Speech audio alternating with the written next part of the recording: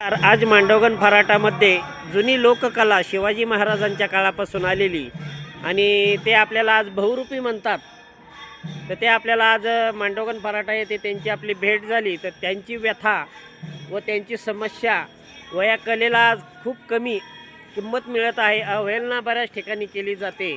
तरी असे त्यांना खूप काही अनुभव येतात असे त्यांनी सांगितले.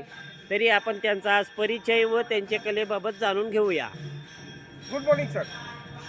माझं गाव काष्टी, तालुका श्रीगोंदा, जिल्हा अहमदनगर. माझं नाव मोहन नारायण शेगर. मी काष्टीचे रहिवासी असून पारंपरिक शिवरायांच्या काळापासून आलेली ही आमची बहुरूपी कलाकारांची कला.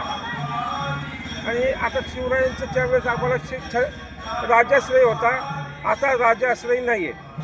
आणि आता त्याचबरोबर आम्ही बहुरूपीची कला लोप पावत चालली. त्याची कारणं की पहिल्यासारखं काही मिळत नाही, लोक देत नाहीत, अवहेलना करतात.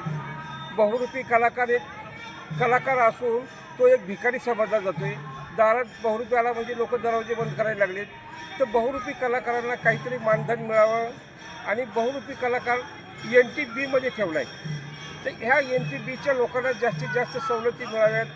बहुरूपी कलाकारांची मुलं आता शिकतात. माझा मुलगा MA झाला आहे, 2 नंबरचा मुलगा ग्रॅज्युएशन झाला आहे. माझी जुनी मुलं पोलीस भरती करतायत, पण 2 मार्काने 4 मार्काने फिजिकलमधून लेखीमधून काढलं जातं आहे. तर अशा मुलांसाठी काहीतरी सरकारनं योग्य ती मदत करावी ही सरकारला माझी विनंती आहे.